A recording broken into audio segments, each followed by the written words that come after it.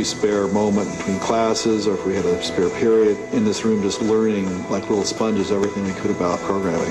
He snuck out of the house to go use computer time that wasn't necessarily his to use, and I was fully aware of all of his escapades in and out of the house, but never reported on any of those. They'd always have some secret window they left unlocked. And here, then they get back in this room and start knocking around with this thing for who knows how long.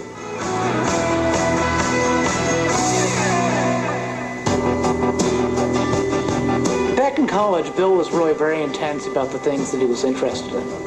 That included some of his classes, especially the math classes, independent studies and computer science. And he was very intense about games. He was very intense about pinball. He was very intense about playing Pong and Breakout. And most of all, he was very intense about playing poker. It's a cold Boston winter, and we're at Harvard Square, where there's this magazine store. I saw the Altair in Cambridge, in Harvard Square in Cambridge, and showed Bill the magazine, and I said, we should do BASIC for this. Paul says, look, this is happening without us. You know, we're going to miss it.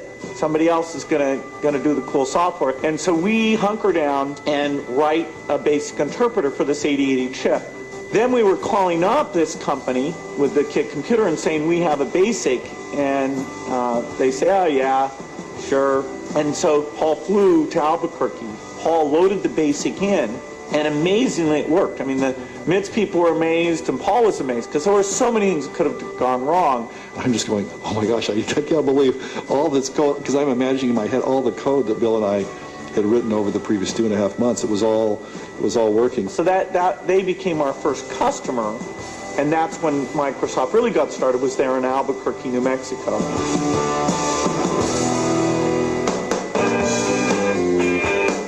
This one morning, in comes this kid, hair's all messed up, he has jeans and sneakers, and he's walking by my desk and says, hi.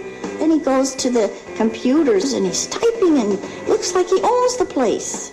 He says, well, he does, he's your boss. I said, that's the president? How old is he? And I thought, oh my God, I'm working for a bunch of kids here.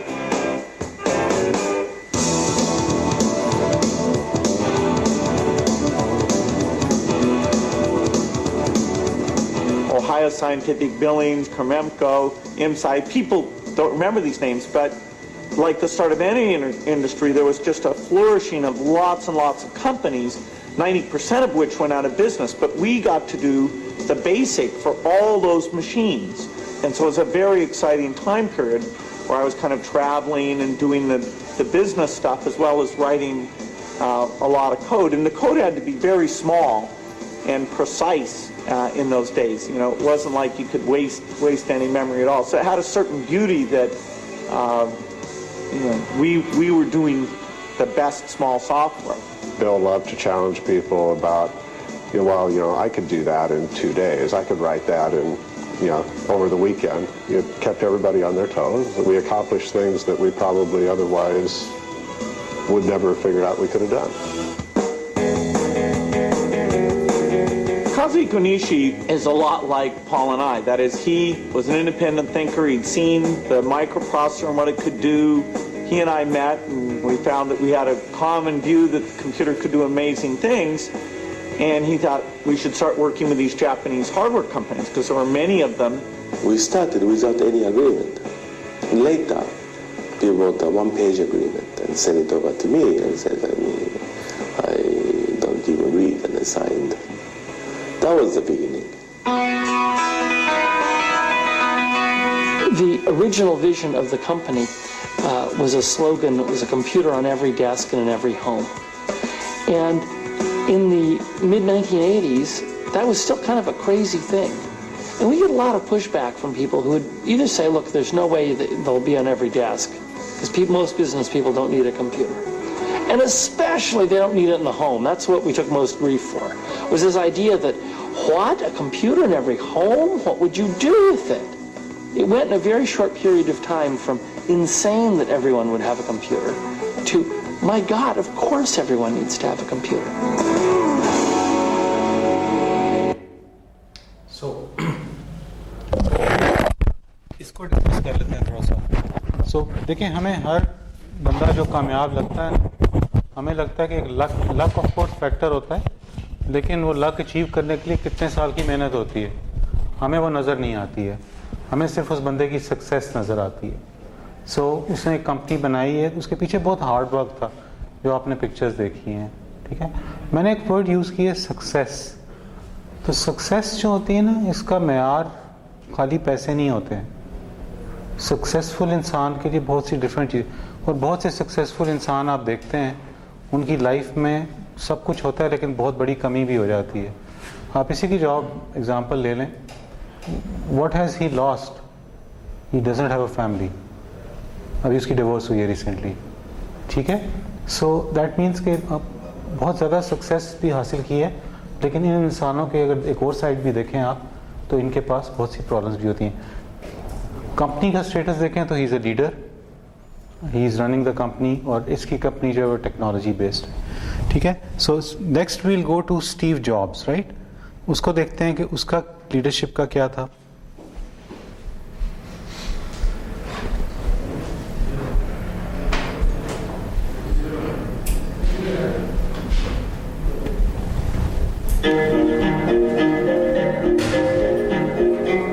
I think you need to learn to have passion for doing the right thing and for making it insanely great.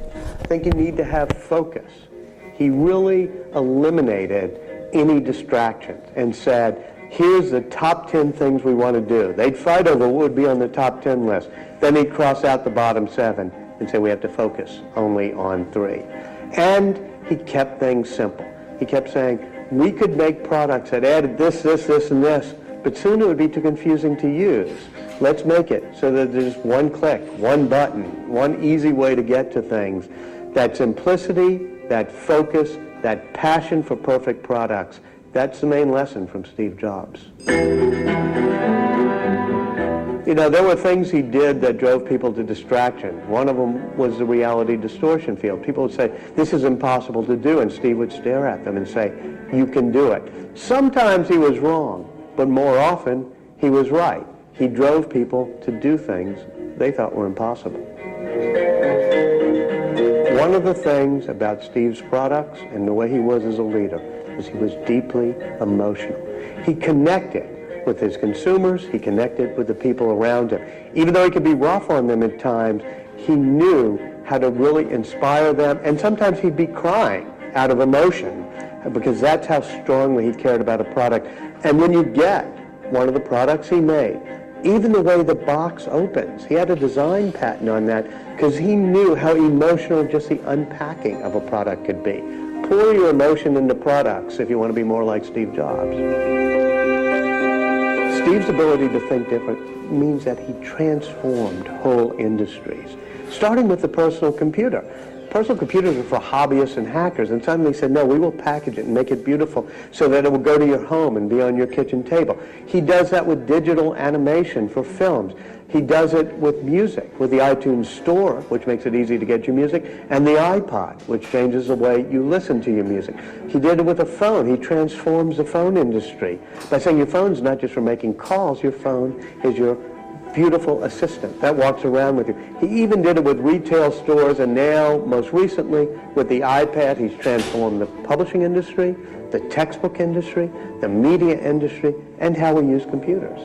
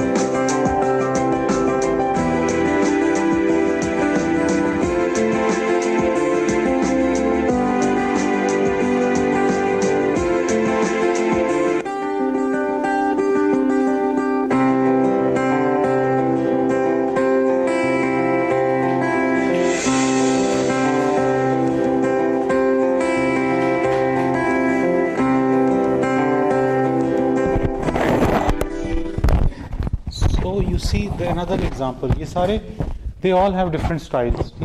Common नहीं है. They are totally different from each other how they run the company. Steve Jobs conventional तरीके के ऊपर meetings करता है, रोज़ाना executives होते हैं उनका मीटिंग करता है. स्टीव जॉब्स का डिफरेंट था, ये साथ उनके मिलके काम करता था, बड़ा एग्रेसिव था, इम्पॉसिबल टास्क देता था, स्टे हंग्री, स्टे फुलिश, या आपने उसकी केस स्टडीज़ वगैरह भी पढ़ी हैं, देखी हैं.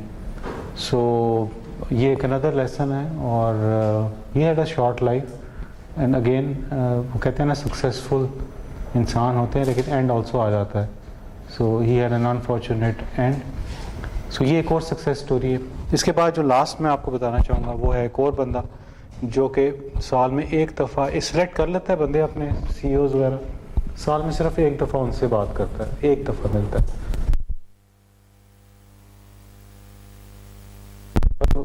बचपन से था, वहीं पे रहता है, गाड़ी वही यूज़ करता है पुरानी, नॉर्मल जहाज़ पे सफ़र करता है, एयरलाइन ऑन करता है खुद.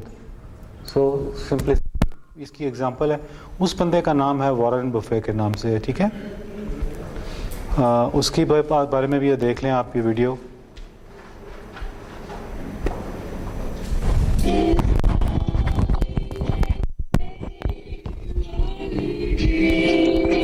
He's the world's most successful moneymaker. Warren Buffett has more money than the gross domestic products of more than half the world's countries.